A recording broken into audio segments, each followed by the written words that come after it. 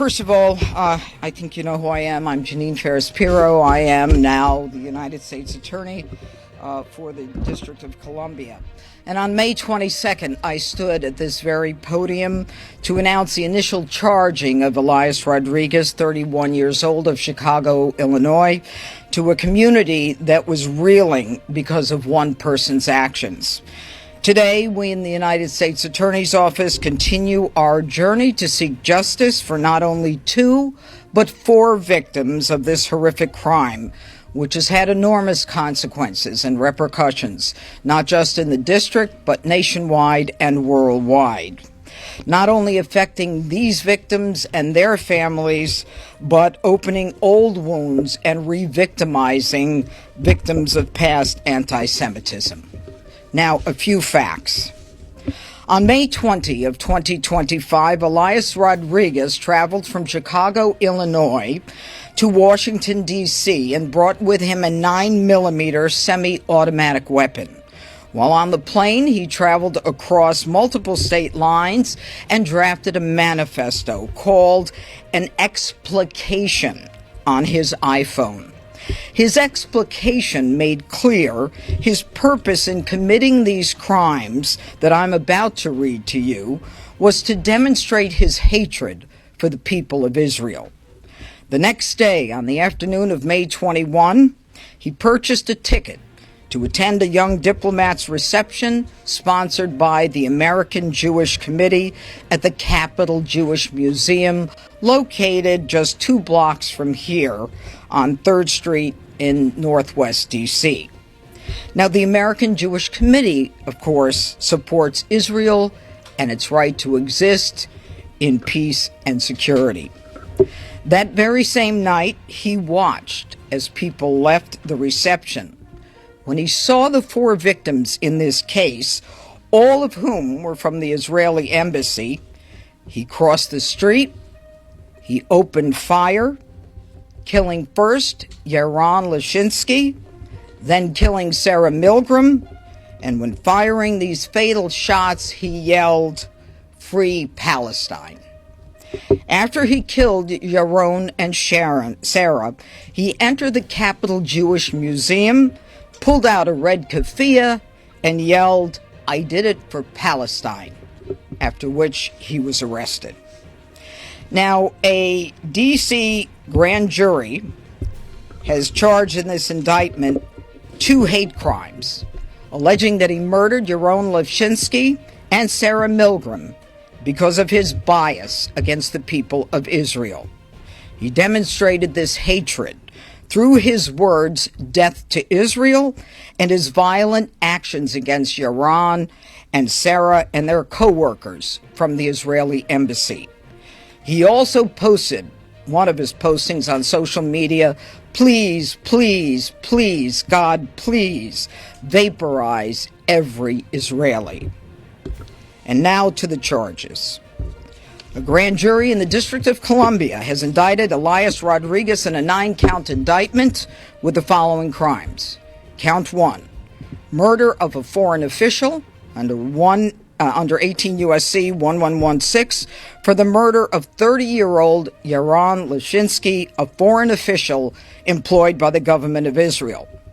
Counts 2 and 3 are hate crimes resulting in death under 18 U.S.C. 249, where the defendant crossed state lines, willfully caused bodily injury to Yaron Lashinsky and Sarah Milgram because of actual as well as perceived national origin, which resulted in both of their deaths. Counts 4 and 5, the discharge of a firearm during a crime of violence causing the death of a person through the use of a firearm. The defendant knowingly used, carried, and discharged a firearm during and in relation to a crime of violence, and with malice aforethought, he did unlawfully kill Yaron and Sarah with a firearm. Counts 6 and 7, first-degree murder while armed. Under the defendant Rodriguez, with deliberate and premeditated malice, killed Yaron and Sarah by shooting each with a firearm, thereby causing injuries from which each died. Counts 8 and 9, assault with intent to kill while armed with a firearm. He assaulted CS and AT, those are initials, with intent to kill a person. Attached to this indictment are further findings of the grand jury. It's designated as a notice of special findings under 18 U.S.C. 3591 and 92. This begins the statutory process and whether to seek the death penalty. This is a weighty decision. It takes time. There will be a rigorous process, after which the capital case section in the Attorney General's office will advise the Attorney General, and the Attorney General herself will make a decision regarding whether or not this office will seek death against Elias Rodriguez. In that regard, I think it's important to identify a specific special finding, and I direct your attention to, I believe it's paragraph 28. Rodriguez committed an offense against Sarah Milgram in an especially heinous and cruel and depraved manner, in that it involved serious physical abuse to Sarah Milgram, who was particularly vulnerable due to infirmity. Now, let me close by saying that prior to speaking to you today, I spoke with the parents of Yaron Lashinsky as well as Sarah Milgram. The parents of Yaron are in Israel. Sarah's parents are in the United States. These are people who are broken because of one man's actions. These are people who should have been in-laws, but because of one man's action, they will never be able to celebrate a marriage that was intended or the grandchildren that would have resulted. The families want to thank the prosecutors in my office. They want to thank the FBI, the MPD, and all of the people in the Attorney General's office who have worked on this case, and they wanted me to send that message. And now I want to make something perfectly clear. Violence against anyone in this district will not be tolerated, especially violence which has hate at its core and is the genesis of violence. The president put me here to do a job, to clean up the district, to make sure that crime doesn't overshadow this phenomenal city, our nation's capital. And I have throughout my career fought anti-Semitism for 32 years as a prosecutor and a judge. I do so. I fight hate crimes with a vengeance. So don't even think about targeting people in this district because of who they are or because of where they're from. I promise you, justice will be swift and it will be certain. And I will work furiously and diligently with my phenomenal staff to make sure that we prosecute every one of these cases. This is the nation's capital. This is where we celebrate unity. Hate has no place, but justice will rule. And now I want to call upon Harmeet Dillon to my right. She is the Assistant Attorney General for Civil Rights. You may know her, and I want to thank her and her division for helping us on this. Harmeet? Thank you, Judge Jeanine, for your remarks and for your diligent work of your office on this matter. It is my weighty responsibility under federal law to certify any hate crime charges at the federal level in the United States, and we did that in this case with alacrity. The Civil Rights Division remains unwavering in the same commitment that you just heard from Judge Jeanine. Namely, there will be a zero-tolerance policy in this district and in these United States for any hate-motivated violence, including in this case on the basis of actual and or perceived national origin. The community in question has been reeling from a stream of violence that has been occurring in these United States for almost 2 years now. To those who seek to inflict further pain and suffering on Israeli communities, we will use every legal tool at our disposal to hold them accountable for these actions and deter future actions. The Civil Rights Division is committed to ensuring that every community in these United States is safe from violence, intimidation, and discrimination, as in this case. No one in America should fear for their life because of their faith, religion, ethnicity, or national origin. This indictment reflects our ongoing commitment to hold these criminals accountable, and we will continue to relentlessly pursue justice for Yaron and Sarah, their families, and their communities. I hope this beginning of this process brings some comfort to the many people in this community who have approached the Department of Justice and expressed their deep concern for their safety. I think no one can claim that this is not a serious problem here in our district right now, and it is embarrassing as an American to see that. Next, I'm going to introduce FBI District of Columbia Field Office Criminal Division Special Agent in Charge, Reed Davis.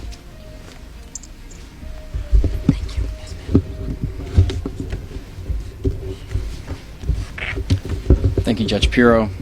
Thank you, AG Dillon. Good morning. My name is Reed Davis. I'm the Special Agent in Charge for the Washington Field Office Criminal Division. Today's announcement is a major step forward in our partners in the FBI's efforts to seek justice for the victims and the families of the horrific act at the Capitol Jewish Museum on May 21st. Since that tragic night, our FBI and DOJ victim specialists have forged relationships with the surviving victims and the families of the young couple who were ruthlessly murdered. They have maintained close contact and kept them apprised of significant investigative milestones in the case, and these victim specialists will remain in contact with the families until justice is served. FBI investigation to date indicates that the subject acted alone with the intent to commit a violent act in the District of Columbia. Based on his writings and communications, we believe he was a lone wolf actor, motivated by anti-Zionist and pro-Palestine ideology, with the goal of conducting a mass shooting to call attention to his political agenda. We wouldn't be at this stage without the significant support of our partners on the Washington Field Office Joint Terrorism Task Force, including the Metropolitan Police Department, the Diplomatic Security Service, the U.S. Capitol Police, and many others who have left no stone unturned in this investigation. The FBI field offices across the country also provided vital support, especially our Chicago field office, which conducted numerous interviews. In addition, we are extremely grateful to the members of the D.C. community who shared video footage of the subject's movements. We continue to seek information from the public relevant to this case and others as we see the spread of ideology-motivated violence and mass casualty events across the nation. Taking violent action in support of one's political or personal beliefs is abhorrent, it's unacceptable, and the FBI will rigorously investigate and aggressively pursue those who choose to do so. Our work is not done. This indictment is the next step towards justice, and we'll continue to support the prosecution of the subject through our investigation. And now more than ever, we need the public to be vigilant and report to law enforcement any concerns they may have of an individual who may be considering violent actions. Thank you, and now I'd like to turn it over to MPD Assistant Chief Rami Kyle.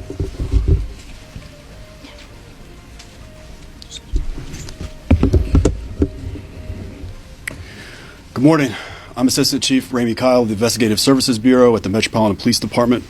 Since our officers apprehended Elias Rodriguez and recovered the murder weapon moments after the shooting, our homicide detectives have tirelessly pursued justice. MPD has a solemn obligation of investigating every homicide occurring in the District of Columbia, a duty we do not take lightly. Our detectives work closely with our partners at the FBI Washington Field Office. As this case progressed and as the investigation traveled outside of our city and outside of our jurisdiction. The charges unveiled here this morning underscore our collective commitment to ensuring Rodriguez faces the maximum punishment possible. Calling this a shooting alone doesn't begin to describe the vicious and hateful attack. Rodriguez traveled halfway across the country, came to our city with the intent to murder people simply because of who they are, what they believed, and where they came from. Hate has no place in our community. We continue to stand shoulder to shoulder with all those impacted by the loss of Yaron Lashinsky and Sarah Milgram.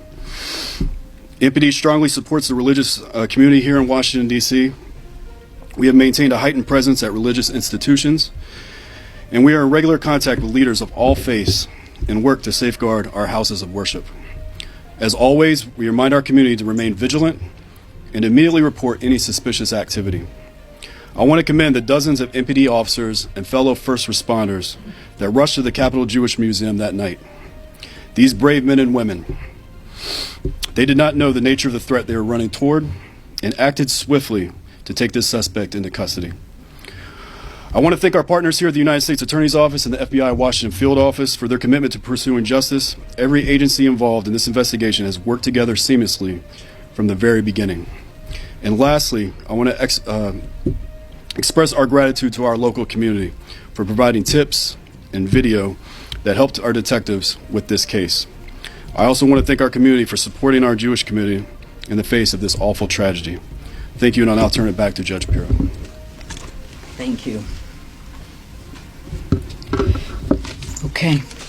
Any questions? Can you clarify as far as the death penalty is concerned? I'm unclear. Are you recommending to the Attorney General that the DOJ go ahead with this death penalty designation? Or is this something that you're saying flat out that you're seeking the death penalty? Okay. Thank you for the question. And what the special findings attached to the indictment, and if you get a copy of the indictment, you'll find it, is an indication that there is a process that we are considering right now. And the Department of Justice has a very rigorous internal process for determining and reviewing cases to determine whether the death penalty is appropriate. The capital case section is responsible for conducting the review. The review includes an examination of all the evidence and of the charges. The defendant is allowed to submit information for consideration by the capital case section as well, which is one of the reasons that we attach these special findings. Once this review is completed, it is then that the Attorney General will determine whether or not to authorize my office to seek death. So the simple question, or the simple answer to your important question is, we are starting the process. We've made no decision yet. Yes, sir.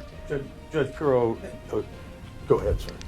There's been reporting and addition after an attack earlier this week on a Trump administration DOJ official that the Trump administration was making plans to increase federal law enforcement throughout the city. Can you confirm if that's accurate and what your office is aware of? You know, my understanding is that both the Trump administration as well as the Metropolitan Police Department are looking to increase law enforcement efforts because of the violence we're seeing across this country, across this city. I'm not sure specifically what you're referring to, but we just have too much crime. I just wanted to ask you. Hold on. Go ahead. Go ahead. There's a new FBI report that says that anti-Semitic crimes have gone up 70%. This is the highest number against any religious group. Given your announcement today, do you envision any enhanced prosecution efforts, deterrence efforts? Give us some context about that. Look, I think your question is an important one, and it makes it clear that we have a problem with anti-Semitism in this country, and the statistics bear that out. And I think now more than ever, we are seeing increased numbers. So what does that mean? What it means, if you can get from, my tone, we're going to be very aggressive. You heard from the FBI, the MPD. We're going to look for these cases. We're going to prosecute these cases to the full force of the law. It's a problem, and we're not going to tolerate it. Anti-Semitism has historically been one of the biggest scabs in the world that keeps getting picked on and picked at.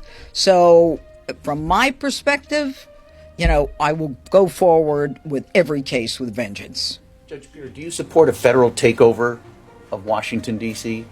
as the president has suggested? Yeah, that is a decision for the president. And I think that what the president was saying is that we're seeing far too much crime being committed by young people, 14, 15, 16, 17 years old, that I can't get my hands on. I mean, I don't know if you've seen some of the pictures, but, you know, young people are coddled, and they don't need to be coddled anymore. They need to be held accountable. They shouldn't be going to arts and crafts in family court. They need to understand that enough is enough, and that the D.C. Council has to repeal some of these absurd ordinances and laws that they've had passed that do nothing to protect the people of this city and of this district. And I will reference a case that I wrote an op-ed piece on that I've been talking about for weeks. A young person gets on a bus with an illegal gun. There is a family on the bus. He makes a decision to shoot someone in the chest. There, to me, that's intent to kill. But for the grace of God, that individual did not die. Now, he's got a gun. It's illegal. He used the gun. Guess what the sentence was? I got a conviction. The sentence was probation. We can't have that. And by the way, he wasn't a kid. He was 19. These are the rules of the D.C. Council. They've got to be changed. We've got to have the ability to let young people know that they're going to be accountable. And if you look at some of these pictures of these kids being beaten by crews and bloodied up, and you want to tell me that, you know, it's only a kid who did it, no. Take a look at the bloodied up face and body, and you'll know that it's more than little kids doing this kind of thing. Are you trying to get your office to take over what Brian Schwab is doing? Do you want to take over juvenile justice here in the city? I'm not trying to do anything vis-a-vis Brian Schwab. All I want to do is clean up D.C. That's why the president put me here. And youth crime is on the rise. In the last 4 years, we've had 150,000 cases of youth violence. Okay, 4 years ago. Now it's close to 500,000 cases of youth violence. We've got D.C. as one of the highest murder rates in the country. So we can talk about crime going down, but going down from where? So, I mean, this is something that is a whole other issue. Today is about this indictment and making sure that if you intend to commit a crime of anti-Semitism or hate, we're coming for you. You spoke to your own and Sarah's parents. Have they taken a position on whether they want the Justice Department to seek the death penalty? And separately, Steve Jensen was supposed to be up there alongside you announcing this today, but he's been fired. Do you have any explanation why? Okay, I'm going to talk about Sarah and Yaron's parents. I spoke to them, and I told them that the process is beginning, that they will have an opportunity and a right to put their input into what decision is ultimately made. Okay? And I'm not going to talk about politics today. I'm talking about crime. I'm talking about hate crimes. And that's the extent of it. Okay. Reporter was asking the question. There's word that there are going to be more federal law enforcement, including perhaps National Guard, on the streets of D.C. today and tomorrow as a result of some of this recent violence. What is your reaction, or could Assistant Chief Kyle speak to that? I know that there is an effort to increase law enforcement based upon what we've seen.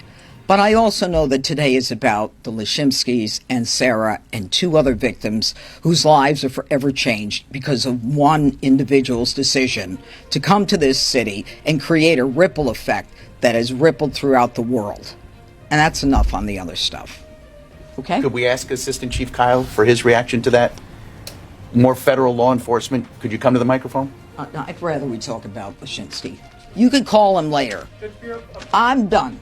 A follow-up on the cases. You mentioned specifically Rodriguez's actions towards Sarah being the reason why you would. Can you elaborate a little bit more on that? I know you mentioned it during your... No, I can't. That will come out at trial. But I refer you to that part of the special findings.